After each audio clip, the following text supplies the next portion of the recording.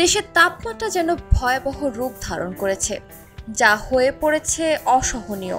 দেশজুড়ে বয়ে চলা তাপপ্রবাহের মধ্যে স্বাস্থ্য সুরক্ষায় সবার জন্য জরুরি নির্দেশনা দিয়েছে স্বাস্থ্য অধিদপ্তর। সোমবার স্বাস্থ্য অধিদপ্তরের পরিচালক আবু হোসেন মোহাম্মদ মইনুল আহসান এই নির্দেশনা জারি করেন। নির্দেশনার মধ্যে রয়েছে, দিনের বেলায় ঘরের বাইরে বের হলে ছাতা, টুপি, ক্যাপ বা কাপড় দিয়ে মাথা যথাসম্ভব ঢেকে রাখতে হবে।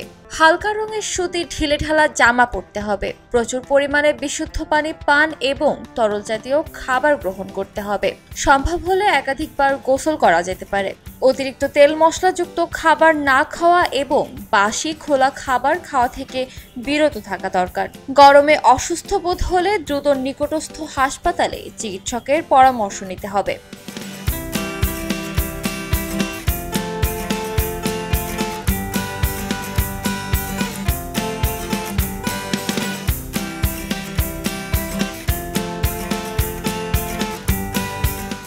স্বাস্থ্য অধিদপ্তর বলছে, শিশু ও গর্ভবতী মা, বয়স্ক ব্যক্তি, প্রতিবন্ধী ব্যক্তি, শ্রমজীবী ব্যক্তি, স্থূলকায় ব্যক্তি এবং শারীরিকভাবে অসুস্থ, বিশেষ করে হৃদরোগ ও উচ্চ রক্তচাপের রোগীদের তাপপ্রবাহের মধ্যে সাবধানে থাকতে হবে।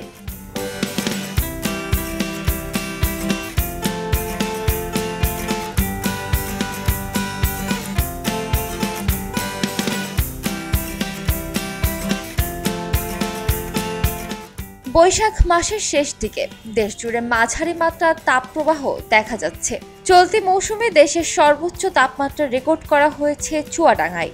শনিবার এ জেলায় তাপমাত্রার পারদ 42 ডিগ্রি সেলসিয়াসে পৌঁছায়। তবে গতকাল রোববার সন্ধ্যার দিকে দেশের কয়েকটি জেলায় বৃষ্টি হওয়ায় তাপমাত্রা কিছুটা কমেছে।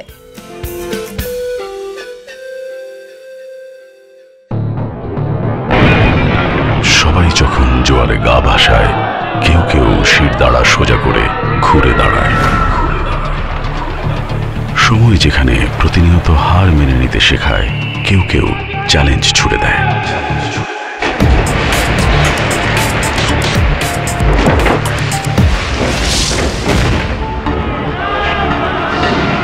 পক্ষপাতের ভিড়ে আজ থেকে কোনো পক্ষ নয়, খবর হবে নিরপেক্ষ।